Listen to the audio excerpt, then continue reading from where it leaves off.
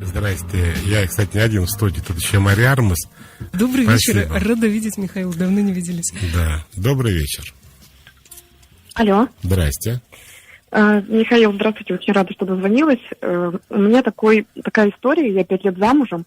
Вот. Когда встретила своего мужа, у нас как бы была страсть, отношения такие развивались бурные. Но не скажу, что он какие-то подарки там дарил. Вот. Хотя, в принципе, мы зарабатывали наравне и деньги позволяли. Цветы-то хоть дарил? Дарил, там цветочек подарит. Я какие-то букеты такие, не особо со вкусом. Я этому не придавала никакого значения. Для меня это не важно было. То есть мне важнее было то, что он, я на него опереться могла. То есть он меня поддерживал во всем, даже по работе помогал. Мы в одной организации работали.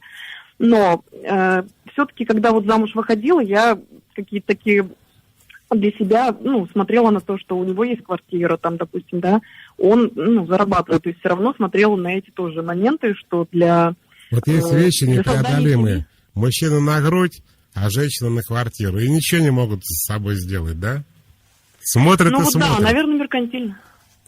А мужчина на грудь разве не меркантильно на женскую смотрит? Тоже, наверное, меркантильно. Хотя, да, он тоже мне сказал, что я тебя полюбил за твою фигуру. Тоже обижайся, не обижайся на это. Вот. А вы ему, я тебя за квартиру. Что? А вы ему говорите, а я тебя за квартиру. 1-1. Так.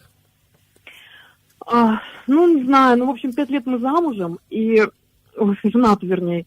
И был тоже момент по поводу денег, да, что когда родился ребенок, и он недостаточно зарабатывал для того, чтобы обеспечить семью. Я вышла 1,5 года из декрета. Вот, и, в общем-то, я практически семью тянула, потом мне это надоело, я сказала, что нет, все-таки я считаю, что мужчина должен зарабатывать, и как-то у нас это вроде как наладилось. Вот, наладилось хорошо, то есть он мне разрешил свою зарплату тратить на себя, меня это все устраивало. Вот, я свои деньги начала вкладывать в недвижимость, вложилась в кредит. И сейчас получается такая история, он 3,5 месяца сидит без работы, я понимаю, что я вложилась в эту недвижимость, что своей зарплаты мне не хватит потянуть семью. На что я его спрашиваю, как так вот ты не можешь работать на эти 3,5 месяца? Он говорит, вот так вот, нет сейчас работы. Притом никто вокруг не верит, что как так за 3,5 месяца не найти с хорошим образованием, с хорошим опытом зарплату. Вот, я говорю, знаешь, я слышала такую вещь у психологов, они говорят о том, что наверное, ты хочешь какую-то такую работу, которая еще не нашла тебя, и поэтому ты до сих пор не устроился. Он говорит, да, на мою профессию сейчас нет конкретно требований. А чем ваш муж занимается? Как так? У него... Что? Что за профессия у парня? Технический надзор. Он и начальником участка на стройке может работать, и качество строительных работ проверять. Но это не требуется, да? Он говорит, что нет, хотя он отправляет каждый день резюме, но говорит, что не найти мне работу. Я говорю, как так? 3,5 месяца, у тебя маленький ребенок, 3,5 года, у тебя жена, ты же должен понимать, что ты несешь за нас ответственность. То есть, в моем понимании и в понимании общества нашего российского все-таки, что мужчина должен обеспечивать семью. И я ему говорю, о себе, чтобы его не обидеть, я говорю, я не потяну сейчас, я не прокормлю нас с ребенком. Вот, ты понимаешь? Он молчит на это. Я не знаю, хоть разводить, честное слово, как так вот. Понятно. Спасибо за интересную беседу. Наш слушатель Михаил предполагает, что до нашей эры женская особь, как пишет Михаил, прибивалась к сильной мужской особи и покидала его, если особь мужская становилась слабой. А ведь без силы пропадает семейство, это естественный инстинкт, а в наше время сила — это деньги. Я хочу, если возможно, прокомментировать, эту историю. Юрий написал. Юрию рассказать пару интересных вещей. Как появилось искусство, это одна из теорий. Изначально люди ничего специально не рисовали. Но люди воспроизводили то, что они делали. Так называемая наскальная живопись. То есть они рисовали, как они охотятся на животных и так далее. Как они воюют, стрелы, луки, животные бегущие, люди бегущие, животные падающие и так дальше. Это все не искусство. Это все их воспроизведение, хотите, как учебное пособие, как очень утилитарная вещь, призванная объяснить, понять и отобразить то, как они живут. В какой-то момент вдруг это стало отдельным произведением искусства, лишенного всякого утилитарного смысла. Второй пример. в каменном веке брали камень и привязывали жилами к древку, к деревянной палке. А потом, когда научились дырявить уже камень и насаживать на палку, вдруг стали рисовать бывшие вот эти вот жилы, там крест-накрест на топорах, вы, наверное, видели в фильмах про индейцев, они часто фигурируют. Вот в этот момент никакой нагрузки смысловой эти прикрещенные выемки на камне не несли. Смысла в них никакого. Это вот считается одна из теорий первого возникновения искусства. Когда мы говорим про древние времена, то отношения между мужчиной и женщиной любовью не сопровождались вообще. Мы жили в таком полуживотном состоянии, и мужчина был сильнее женщины. И, естественно, женщина, как сейчас там олени дерутся, там, да все животные в брачный период ведут себя некрасиво. Но смысл очень понятный. Выживал сильнейший, он получал возможность размножаться, и самая, так сказать, здоровая и привлекательная женщина тоже имела возможность размножаться, потому что вот этот естественный отбор с драками, смертями, битвами и так далее приводил к тому, что была определенная иерархия. Она до сих пор, кстати, прослеживается у обезьян, например, чтобы было понятно, как мы жили раньше. Но это никак не связано с какими-то любовными переживаниями.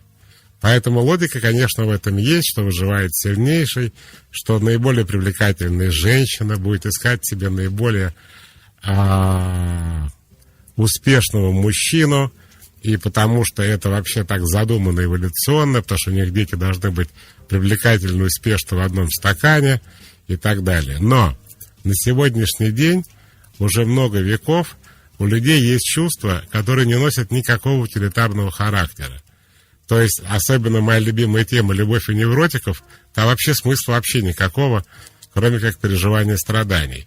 И мы должны иметь в виду, что мужчина не может вот так просто взять, хотя есть и такие мужчины, у которых нет никакого запроса любви. Они просто там выходят, женятся, у них как бы смотрят, вот как было в фильме «Чингисхан», например. Он пришел и говорит: смотри, вот это вроде ноги крепкие, или как... Например, Иван Грозный выбирался со своим сыном, между прочим, я не помню, вторую или третью жену. Взяли большое количество девушек, потом сократили до 24, раздели догола, поставили на сцену, Иван Грозный с сыном полезли их щупать, типа: сынок, вот я вот как это нормально? Пап, вроде ничего, здоровая такая. Я не шучу, кстати, это правда. Так вот, это времена уже прошли. На сегодняшний день многие люди и семьи создают, и женятся по любви. То есть их не совсем интересует биологическая природа и изначальные, так сказать, задачи семьи, а семья моногамная и брак — это вообще религиозно-государственный институт. Вот они друг друга любят, хотят быть вместе, хотят детей и так далее.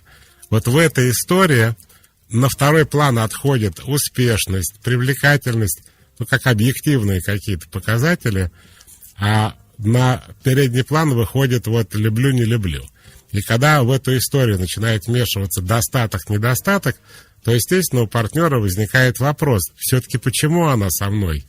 Она еще одной ногой в первобытно-общинном стоит или все-таки по любви? Вот нам уже позвонил один такой мужчина. Добрый это мужчина, да? Я не знаю, сейчас проверим. Добрый вечер.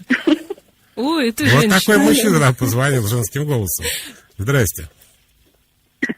Здравствуйте. Здравствуйте, Мари. Добрый вечер, Михаил. И я хочу на вопрос Михаила. Так. Любовь, она безусловна.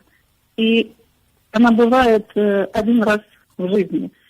И, естественно, она не покупается и не продается. Такой у меня вопрос был, по-вашему, да? Смешно. Тем более она бывает условно. Вы будете потрясены сейчас. Ну, они... 1000 раз в жизни она это тоже влюбленность. бывает. Нет. Любовь бывает больше, чем один раз в жизни. Это 100%. Все проверяли уже. Но я не спрашивал, такой вопрос я не задавал.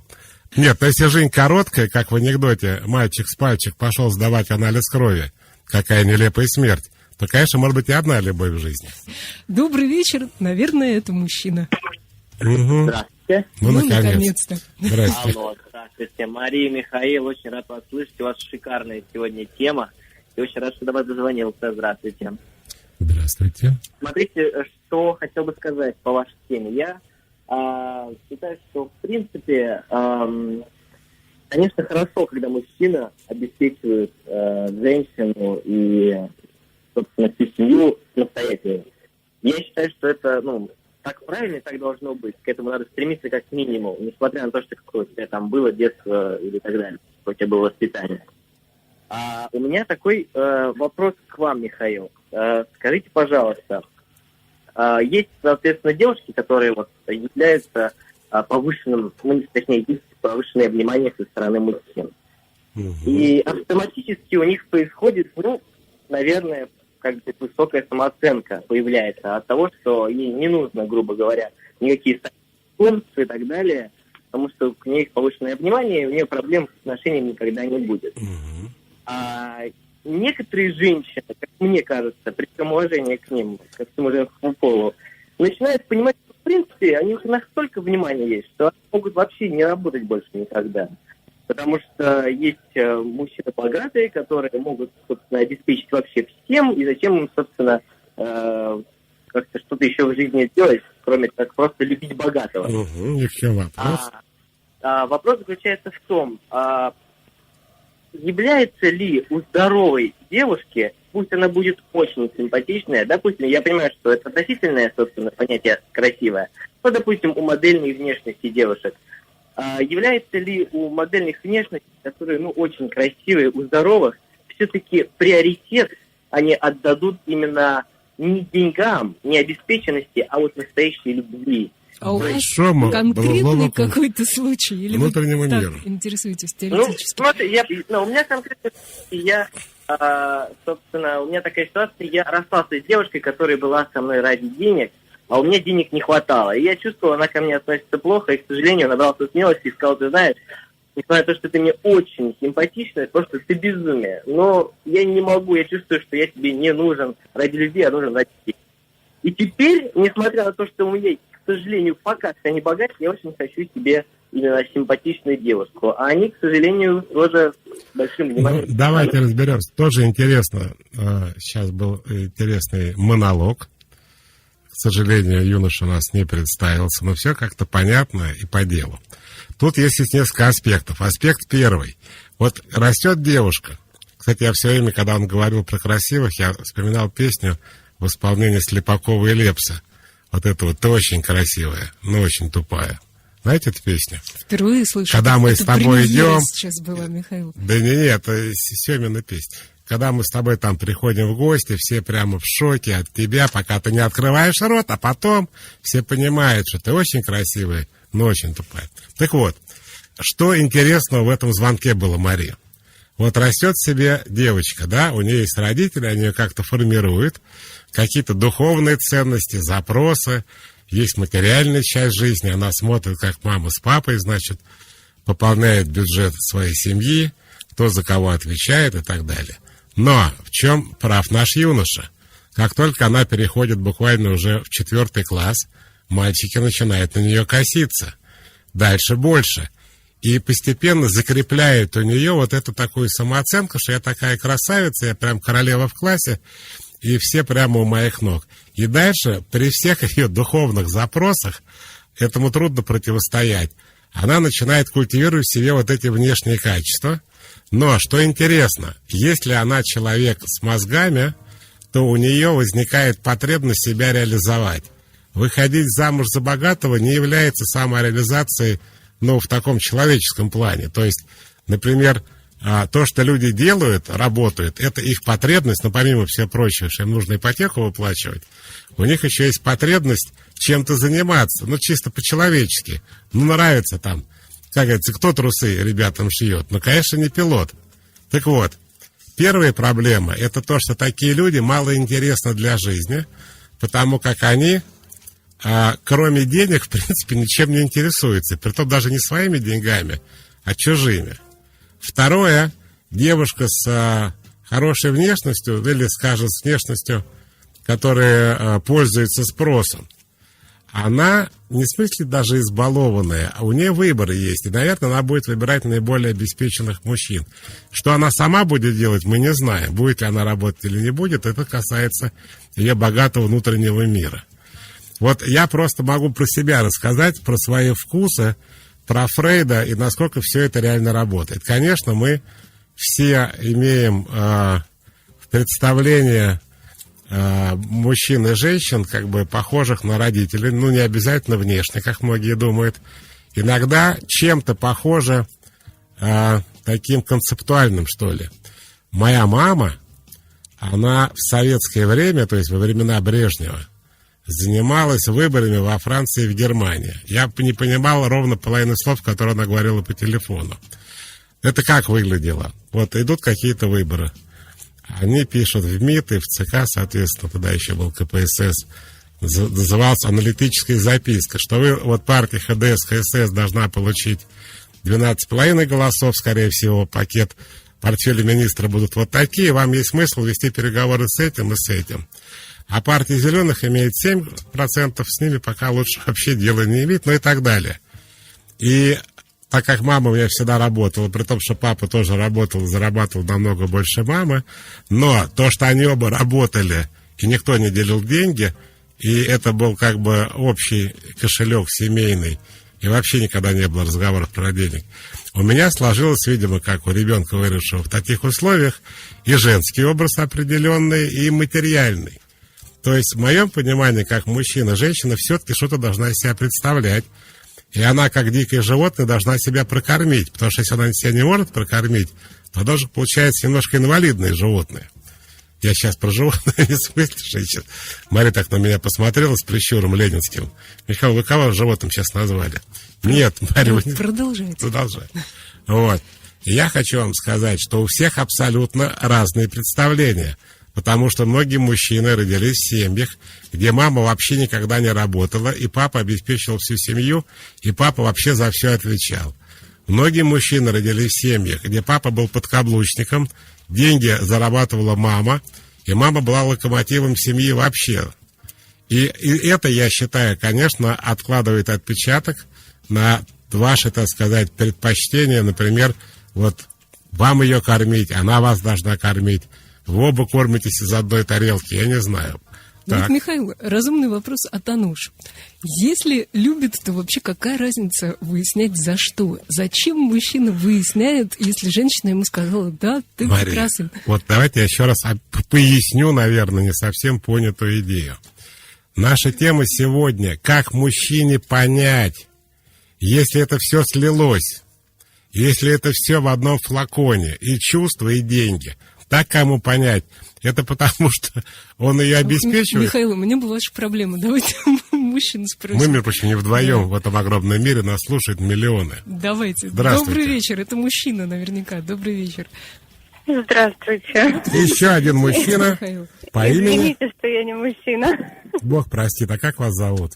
Нина. Нина. Это точно не мужское имя, я проверял. Так что скажете, Нина?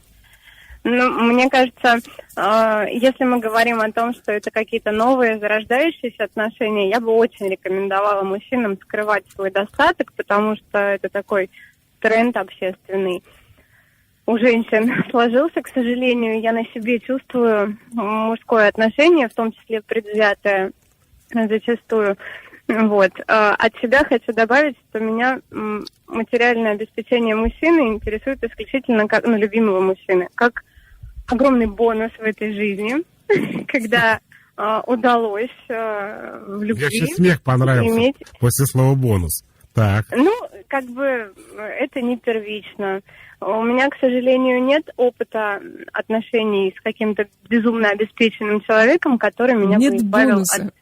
В таком смысле, да. Но я не чувствую себя ущемленной по этому поводу. Понятно. Вот. Возможно, лучше скрывать. К сожалению, к счастью, не знаю, мне кажется, лучше Как так. говорится, нет бонуса печальнее на свете, чем бонус Ромео и Джульетте. У меня выпал шанс, это не у меня, это какой-то... У меня, кстати, тоже были такие шансы. Встречаться с девушкой обеспеченной, которая обещала прекрасной жизни. ибо у нее есть все, кроме мужчины. Я не пожелал с ней встречаться, а решил развиваться, добиваться сам успеха, а не быть зависимым. Это какой-то комплекс у меня или здоровый псих? Я с точки зрения как поступил? Хорошо или плохо? С точки зрения великого психолога, как вы? Пишет наш слушатель, не подписавшись. Зато какое сильное окончание. Да. Так вот. Парируйте. Парирую. Значит, рассказываю. У меня было несколько раз в жизни, когда девушки были сильно богаче меня. Даже моя бывшая жена, между прочим, Мария, когда мы начали работать, я 69 зарабатывал рублей, она 71, 110, да? Чистый альфонс. Тем более всех кормил мой папа. Так вот, дело в том, что наш слушатель почему-то считает, что если девушка обеспечена, она должна взять его на довольствие. Когда я встречался с девушками, которые были намного богаче меня, но я их сам в ресторан водил. Вам приходилось отдавать последнее. Ну, не последнее, предпоследнее. Там была такая смешная история, я помню. У меня была одна подруга, которая, вот мы с ней познакомились, у нас у обоих денег не было ни копейки. Она через 10 лет стала миллионером, а мне продолжала быть ни копейки. И когда было у нас там первое или второе свидание, я ей привез какой-то австрийский ресторан, был такой, где мост Багратион. А в австрийской кухне очень мелкие порции. У меня было $20 в кармане. И, короче, это все, что у меня было, это была одна порция. Такой со спичный коробок, кусок мяса с лисичками, как сейчас помню. Она правильная девушка, она сказала, да нам на двоих нормально будет. Больше ничего не надо, поняв, что деньги на этом закончились. То есть, пожалуйста, живите на свои деньги. Какая разница, сколько денег у вашей женщины? Вы же не должны за ее счет жить. Поэтому думаю, что зря вы отказались. Но, может, вам и не нравилось, я не знаю. Вот Михаил из Питера. Они не звонят, хотя бы пишут. Михаил, мужчина хочет понять, по любви или за деньги, так как боится, что когда кончатся деньги, кончится любовь. Вы знаете, это тоже, конечно, но вот сама ситуация... Хорошо, это по-другому скажу, чтобы женщине было не обидно. Мария, многие женщины спрашивают мужчину своего, а ты со мной живешь из-за детей или потому что меня любишь? Дело в том, что в советской семье повелось так, что если женщина залетела, то настоящий джентльмен, воспитанный в прекрасной советской семье, сразу же делает ей предложение. Секундочку. Женщина реально не знает, потому что из-за ребенка он на ней женился или по любви. Ну, чтобы женщинам было не обидно. Вот, то есть у женщин, у мужчин как бы есть свои проблемы. Да, Мария? С таким же успехом женщина может спросить, будешь ли ты меня любить, когда я буду некрасива? Будешь ли ты любить, а вы что, знаете мою любимую песню? Когда я стану... Заживут мои ноженьки, проживу как-нибудь? Ну вот про это. Я обожаю эту песню. Это же одинаковые вопросы. Абсолютно, со стороны мужчины и женщины. Добрый вечер. Здравствуйте, наконец. Как вас зовут? Да, вы в эфире. Здравствуйте, Михаил и Мария. Меня зовут Марат. Что думаете, Марат? Что думаю? Ну вот, учитывая последние мои отношения, предыдущие порядка 3 или 4, никогда ни одна женщина, девушка не гналась за деньгами. И примеры сейчас я приведу мои предыдущие отношения, самые последние, из которых пришлось нам расстаться. Женщина довольно сильно подняла как бы и морально, и духовно мужчину, грубо говоря, с самого нуля. И я считаю, что не главное не деньги в отношениях, соответственно, а большей частью любовь, скорее всего. Почему? Потому что играет большей частью и мужчина, и женщина, но женщина очень сильно влияет на благосостояние семьи, благосостояние самой себя. Есть такое одно выражение, это к женщинам относится: не умеешь просить, мужчина, работай сама. Соответственно, большинство женщин так и делают. Если мужчина, вот предыдущая девушка, которая звонила вам, она сказала, что был период времени, когда мужчина не мог заработать больше, чем необходимо. По сути дела, нужно, конечно, мужчину большей части благодарить и делать так, как бы подталкивать его не в негативном уровне, а на более положительном. Но в случае с последней девушкой не подталкивать, просто толкать парня на работу. Просто сказать, без работы не приходи. 3,5 месяца, ребенок ест 4 раза в день. Так, нам тут пишут из технадзора начальники. Так. Про технадзор это ложь. Профессия очень востребована. Работаю в небольшой компании, периодически нужны люди, а в большой компании еще больше. Так что удачи при разводе, Андрей. Наши добрые слушатели. Но мы слушаем дальше звонки. Добрый вечер. Добрый вечер. Алло, Здрасте. алло, я дозвонилась? Не то слово. Да, я дозвонилась. Меня зовут Анастасия. Я как раз такая девушка, которая не обделена вниманием. Так.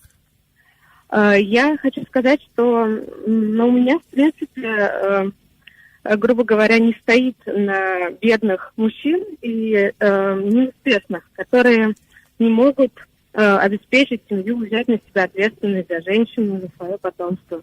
Так. То есть для меня это, успешность мужчины – это неотъемлемая составляющая либидо. Так. Как бы так. При этом вот то, что вы только что говорили, я считаю, это немного другое. То есть одно дело, хочу ли я чем-то заниматься, и другое дело, готов ли мужчина разрешить мне ничем не заниматься. То есть это разные вещи. А вы хотите чем-то заниматься? Или хотите Да, ничем? безусловно, я развиваюсь. И Настя, то, вот что мне если бы интересно- я был вашим мужем, как бы я понял, любите меня или вы любите деньги? Вот как это вообще можно отделить одно от другого? Вот вы как женщина, это отделять успокойте одно от другого? парня.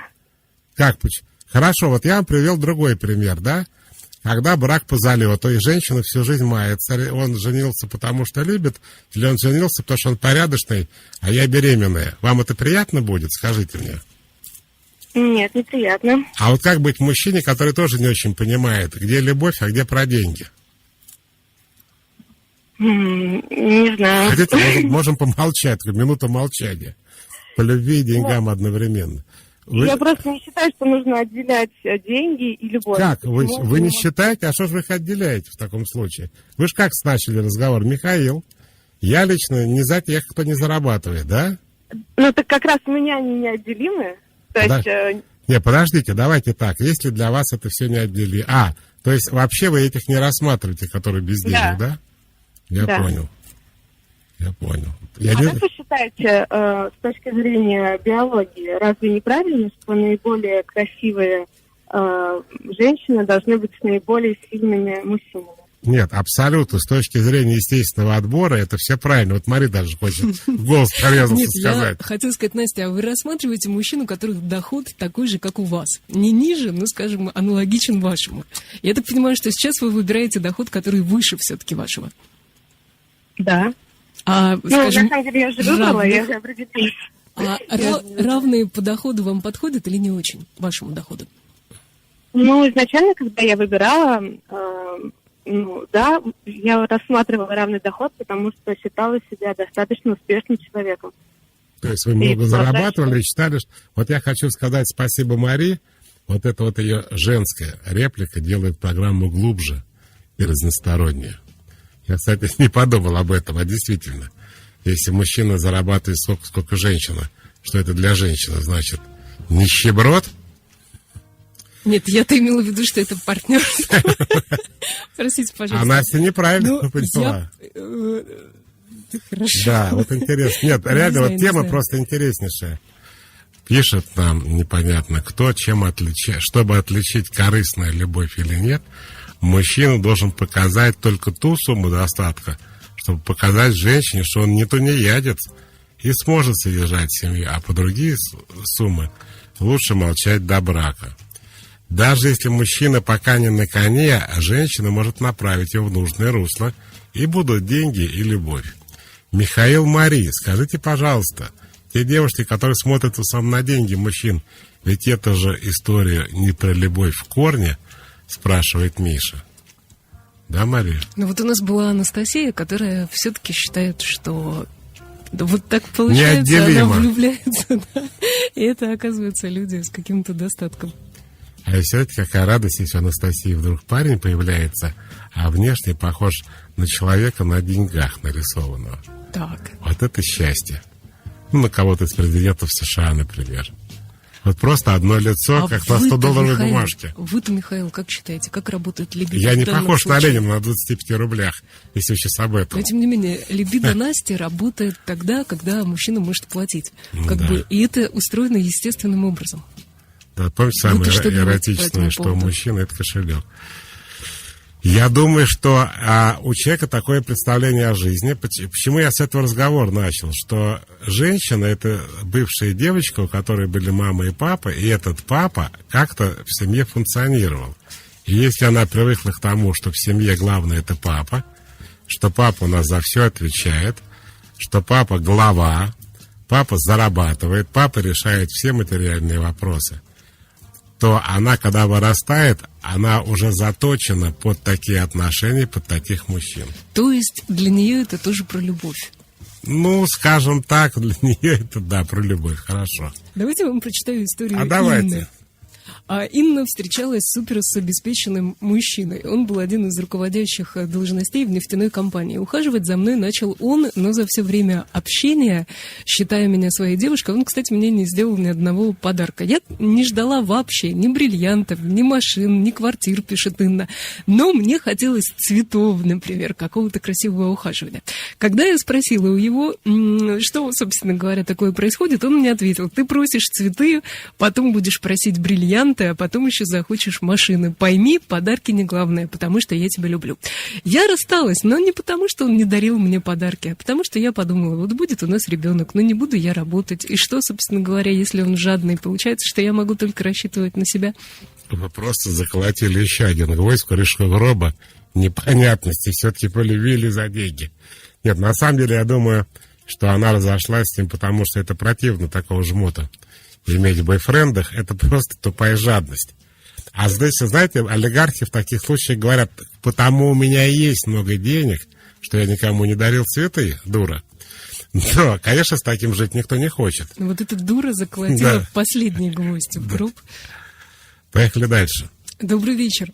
У нас... Добрый вечер. Здрасте.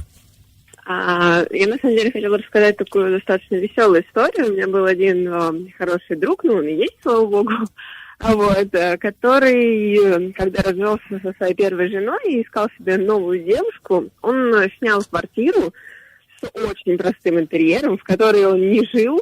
И, собственно говоря, с каких-то там вечеров, да, и когда он знакомился с девушкой, он на такси уезжал именно в эту квартиру. И смотрел на реакцию, в общем-то, да, если девушка продолжала с ним общение, да, и там, то есть он несколько раз планомерно, то есть там он мог только через 3 месяца, да, там показать свой реальный доход и показать свою реальную жизнь. Понятно. Ну, кстати, он себе и не выбрал девушку, через 1,5 года он вернулся к своей бывшей жене. Понятно. То есть он как бы тоже проверял, да? Ну, да, то есть он таким образом проверял, действительно ли, ну, потому что он очень состоятельный человек, и он таким образом проверял, насколько, ну, то есть девушке нужны деньги, или, то есть она за общение, там, да, за какие-то его личные качества с ним. Угу. Как бедные мужчины все-таки боятся, что чувства не искренние. Обычно мужчины, читаем мы дальше от Лены, который переживает за свои финансы, находит именно тех женщин, которые охотятся на их состояние. Ищите женщину личность и партнера для жизни. Мы есть и красивые, и независимые. Пишет Лена, правда, без телефона, а то я продиктовал бы для мужчин. Мы сегодня обсуждаем бедных мужчин, которые никак не могут понять, женщина с ними из-за денег или по любви. Я имею в виду историю о том, когда мужчина полностью обеспечивает женщину, да даже если и частично. Добрый вечер. Здрасте. Алло. Женщина похожа, да. Говорите, пожалуйста. Добрый день, то есть я уже в эфире. Да. Алло, меня зовут Альмир, я хотела прокомментировать, вот недавно в студии был звонок, девушка звонила, у которой был выбор, и вы все ее спрашивали, как же она не может отделить мужчину и деньги. Ну, я вот хотела просто добавить в комментарии, мне кажется, я понимаю, о чем она говорит. На самом деле здесь речь идет, наверное, больше о характере мужчины. То есть есть мужчина, который, в принципе, в силу своего характера может зарабатывать большие деньги, у него склад ума такой, он может взять заботу о семье, о женщине. Вот я думаю, она как раз об этом А вы-то говорила. сами к каким мужчинам склоняетесь? К материально обеспеченным?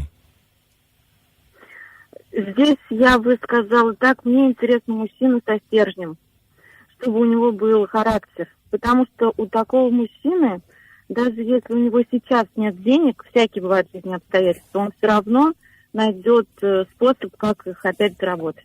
Это намного То важнее. есть для чем вас деньги — это иметь эквивалент сейчас. его, так сказать, возможностей мужских. Да. Спасибо Да, большое. да. Понятно.